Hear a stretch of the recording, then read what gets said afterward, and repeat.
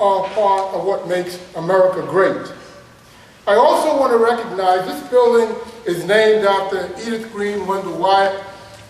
And, you know, GSA, we consider ourselves part of the family. We're part of the American fabric. And it's with honor that we are really pleased to know that Stan Green was here with us today, the grandson of Edith Green. Stan, where are you? Thank you for being here. Now I'd like to introduce to you our speakers here today. We have U.S. Congressman Earl Rubenauer. We have GSA Public Building Service Commissioner Dorothy Robine, President and founding partner of Sierra Architects Don Eggleston. We have Principal of Cutler Anderson Architects James Cutler, President of Balfour Beatty Construction, which is the parent company of Howard S. Wright, Mark Lehman, and U.S. Forest Service Ken Connaughton, who's also with us. But before we start, there's a few other things I'd like to share with you. A few members in the audience, GSA Acting Administrator for Public Building Services, Sean Benjamin. From the City of Portland, we have Chris Racco. We also have representing U.S. Senator Ron Wyden, Jay Ward.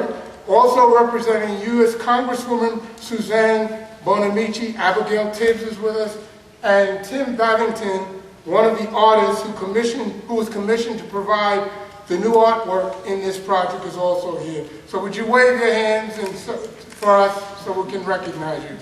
Thank you very much.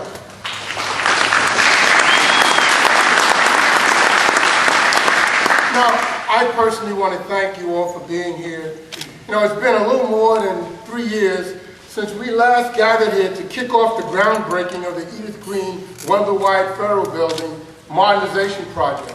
And it has been an incredible experience to watch the transformation of the 38-year-old building into a state-of-the-art, high-performance office building.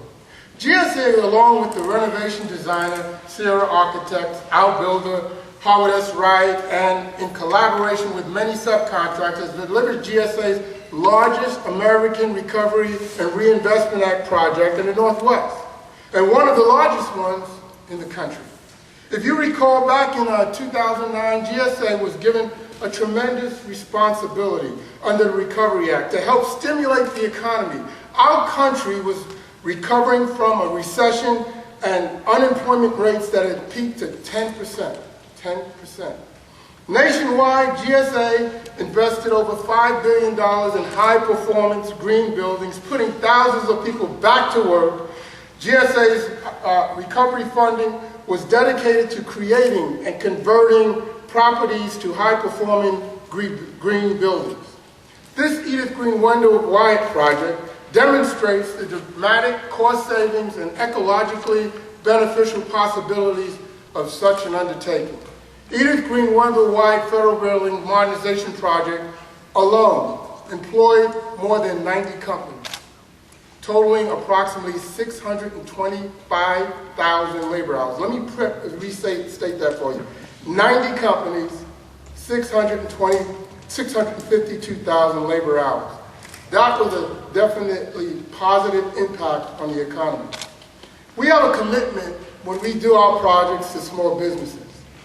$26 million in subcontracts were contracted to small businesses located in the Portland Northwest area. The integrated project team went out of its way to create small business opportunities with collaboration with Portland contracting groups. Howard S. Wright took the extra steps to help these businesses grow and develop. Small business utilization goals were exceeded with the following percentages: 17% small businesses, 24% minority-owned businesses, 12% women-owned businesses, and some of these businesses, from what I've heard recently, are now at the point where they have the capacity to take on business 4 times greater than what they had when they came on this project. This project has also had a significant impact on the Portland commercial real estate market.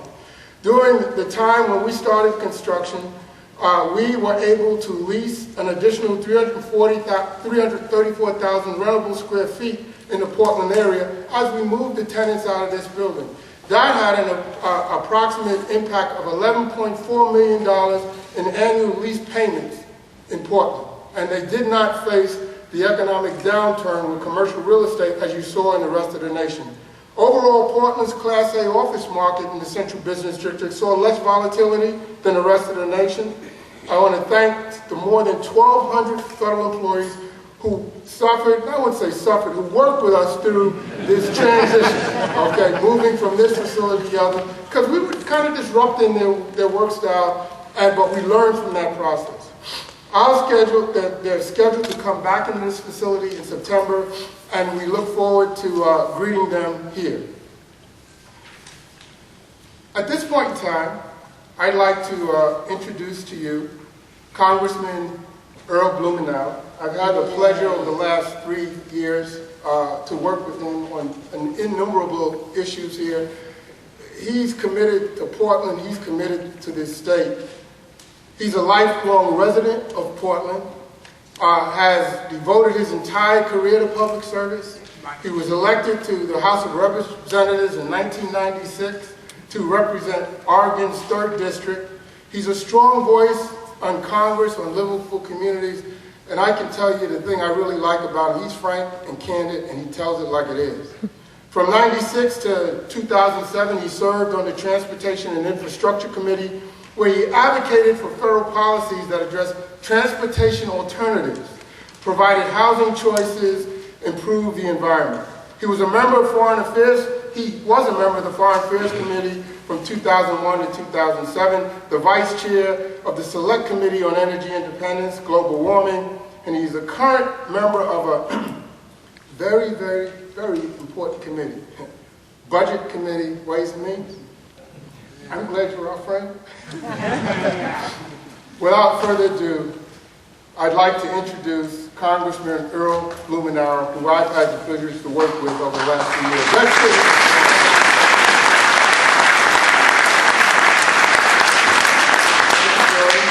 Thank you for the rousing introduction. Thank you all for being here today. It was my pleasure to have actually worked with Edith Green and Wendell Wyatt early in my career as a college student working on a campaign to lower the voting age, and had a chance to become acquainted with both of them. They set a tone for Oregon in terms of a partnership, common sense, hard-working effort, decidedly nonpartisan in so many respects, and champion things that we care about here. Their name has graced this building, and I'm pleased that finally this building is worthy of their name. I am pleased that the partnership that was epitomized by Wendell and Edith was demonstrated by the team that brought this project together. On time, on budget, at a point when we needed a shot in the arm in our community. The Recovery Act for Oregon was over $3 billion. And the news today, if you listened to NPR or read some of the national accounts, people are concerned that in fact, we really didn't do enough to pull ourselves out of the recovery. And we're watching what's happening in Europe. But the Recovery Act has made a huge difference here, and I don't think anything more than the $155 million represented in the project. But it goes beyond that, because it came at a critical time. It put money in the pockets of hardworking Oregonians, and it is going to save money for the taxpayers for years to come, with the features that we are going to have an opportunity to, some of us see today, and come back when it's in full operation, with 1,200 hardworking federal employees, men and women who provide the services that we rely on. And it's going to be the type of space that is worthy of our customers, the American taxpayers. When they come in here, it's going to be a different signal than you see in some of the spaces that are frankly a little grim. We're pleased that Commissioner Roybin is here. I've had a chance to work with her in other areas, and the position that she occupies as Commissioner of Public Building Services is absolutely critical for the health and welfare of communities across the country. The federal government is the largest employer, landlord, and landowner. And the extent to which we can have facilities like this that add to the fabric of the downtown, we're all better off. She's got a big task. She works with a friend of mine, Dan Tagliarini, who is, I think, the best